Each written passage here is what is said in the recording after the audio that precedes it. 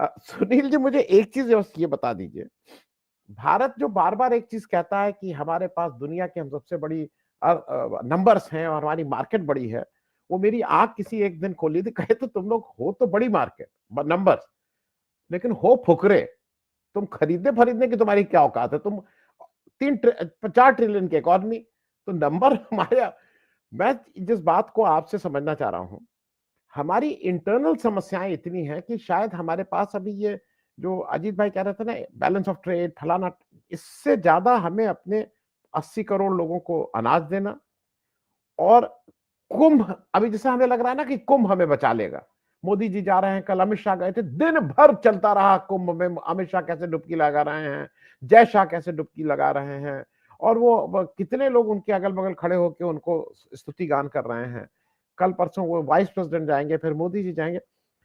ऐसे उसमें आपको क्या लगता है कि भारत में ये जो ट्रंप का जो भी काम कर रहे हैं, वो मोदी जी के लिए चुनाव के रूप में, वोट के रूप में सहायक होगा, या मोदी जी के लिए ये थोड़ा एक परेशानी का सबब बन रहा है? क्योंकि और खास करके दिल्ली इलेक्शंस में कंपैरेटिवली वो लोग ज्यादा हैं जो इसके दुष्प्रभाव को देख रहे हैं कि भारत के लिए अब एक मुश्किल दौर शुरू हो गया है। सुनील भाई साहब।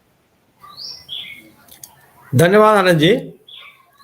निश्चित रूप से भारत एक बड़ा बाजार है क्योंकि आबादी बहुत ज्यादा है, लेकिन सवाल यह है कि इस बाजार में पर कैपिटा परचेज कैपेसिटी कितनी है, पर कैपिटा इनकम कितना है, और इस अर्थव्यवस्था को बेहतर बनाने के लिए सरकार ने किया क्या?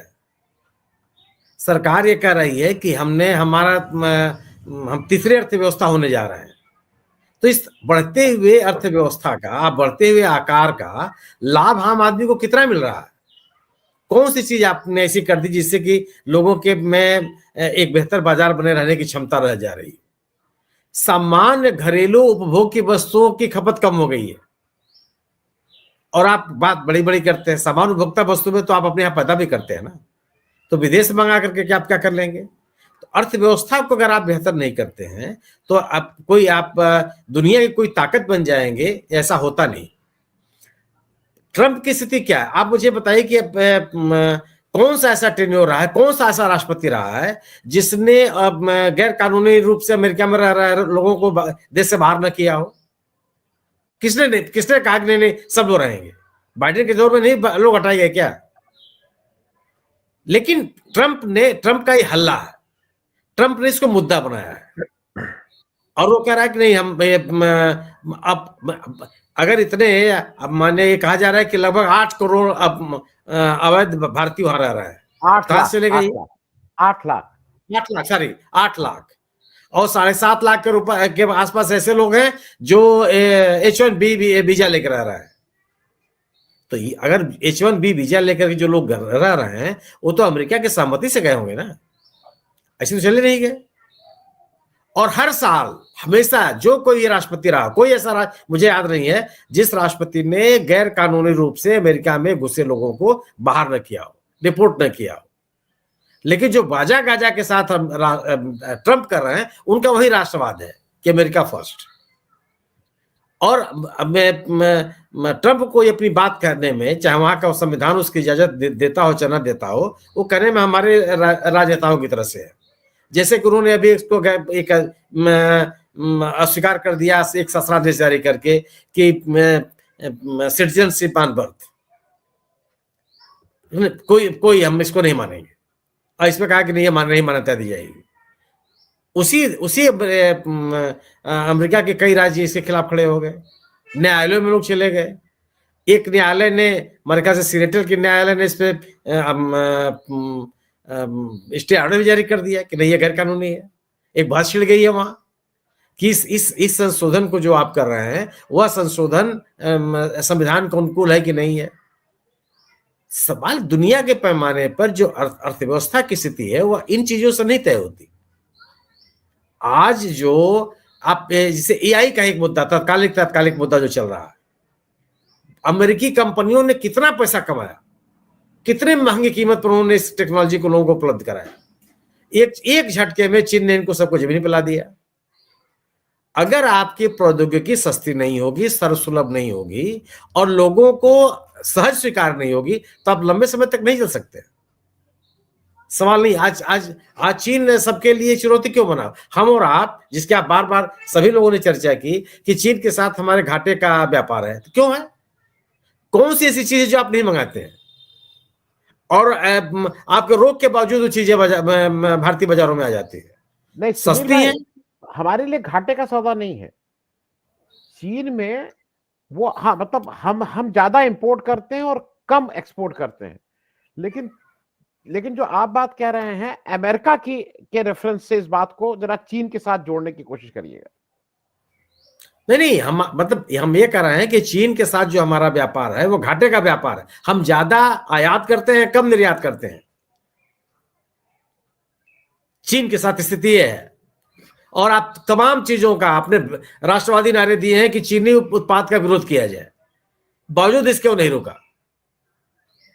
अमेरिका के साथ जो बात की जा रही है, तो अमेरिका के साथ आप सैन्य साजो सामान के अलावा बहुत कम ऐसी चीजें हैं जिसका आप वहां से आप आयात करते हैं, और रॉ मटेरियल खूब जाता है।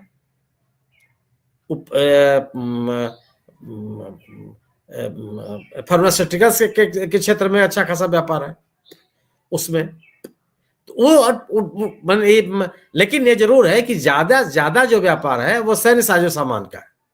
सैन्य साजो सामान में भी भारत की अमेरिका की तुलना में बहुत ज्यादा अच्छा खासा व्यापार रसिया के साथ है। इन आर्थिक मुद्दों पर, आर्थिक मसले पर कोई भी देश, अमेरिका जैसा देश जो एकदम शुद्ध रूप से व्यापारिक देश है, वो कोई समझौता नहीं करता। वो किसी को अगर कोई राहत देता है तो उसके पीछे कुछ न कुछ उसके राजनीतिक मंतव्य होते हैं। जो आपने बात कही कि मोदी जी क्यों इतना डेस्परेट है, सवाल है कि ट्रंप को लेकर के मोदी जी ने अपनी आंतरिक स्वदेशी राजनीति में बहुत एक बड़ा हाइप क्रिएट किया था।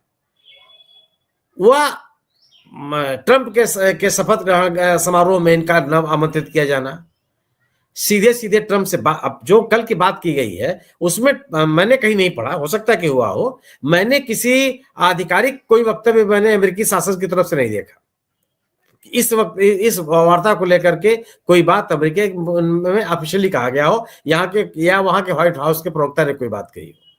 यह भी भारतीय प्रधानमंत्री ने या भारतीय विदेश मंत्रालय ने इस पर टिप्पणियां की।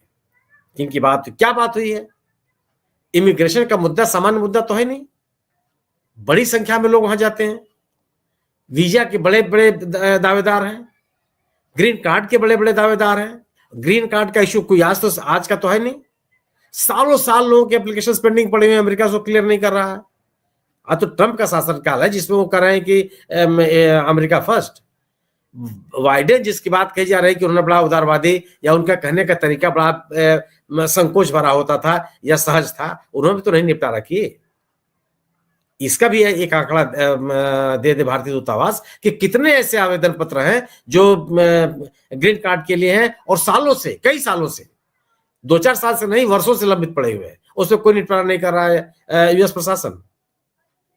सवाल इस बात की है कि अगर आप केवल बयानबाजी से आपकी ताकत नहीं बढ़ती, आपकी अर्थव्यवस्था कितनी अच्छी है, आपके नागरिकों की स्थिति कितनी बेहतर है, आपके एजेंडे में कुंभ मेला और भगवान श्री राम की प्राण प्रतिष्ठा रहेगी तो आप अर्थव्यवस्था ही बेहतर कर लेंगे। आप शिक्षा में आपका जो निवेश है वह 1% भी नहीं रहेगा और आप दुनिया के पे डंका पीट लेंगे। पिछले 10 वर्षों में कोई ऐसा उत्पाद, कोई ऐसी प्रौद्योगिकी, कोई ऐसी इंजीनियरिंग हमने तैयार की है जिसकी मांग दुनिया के पैमाने में बढ़ी हो। क्यों बढ़ती है अभी कीमत? आज चीन, अगर चीन अपने आप सशक्त राष्ट्र के रूप में, तो क्यों है? उसके उत्पाद बेहतर है, उसने प्रौद्योगिकी बेहतर की, प्रौद्योगिकी के मामले में उसने यूरोपीय देशों को, यूएस तक को चैलेंज किया। तो इसका कारण है उसका जो निवेश है शिक्षा के मामले में, और आपका क्या है? उसका जो निवेश है एग्रीकल्चर के सेक्टर में, आपका कितना है? आप अपने किसानों को, चाहे एग्रीकल्चर सेक्टर के लोगों को मजबूत करने के लिए कौन सा प्रयास कर रहे हैं? सवाल इस बात का है ना। तो ये इन सभी चीजों का दुनिया के पैमाने पर असर पड़ता है। आप कहते कुछ भी रहिए, तो आप अपने लोगों को, जो आपके समर्थक वर्ग है, उनके लोग कुछ भी ज्ञान देते रहिए, लेकिन दुनिया ये देखती है कि आप रोज आपको रुपये की कीमत घटती चली जा रही है और नए नए तर्क उसके लिए दिए जा रहे हैं। सवाल इस बात का है कि आम आदमी एक आम भारतीय नागरिक को सहूलियतें सरकार से मिले या न मिले, कारपोरेट को मिलते रहना चाहिए। और आप दुनिया को बताएंगे कि साहब हमारी अर्थव्यवस्था बहुत बड़ी हो गई है। अरे उस अर्थव्यवस्था से आम भारतीय नागरिक को कितना फायदा, ये तो सवाल आपसे पूछा ही जाएगा। जब तक आप अपने आप को सशक्त नहीं करेंगे, केवल राजनीतिक बयानबाजियों से दुनिया के पैमाने पर आप अपनी पहचान और अपनी ताकत का प्रदर्शन नहीं कर सकते। जी।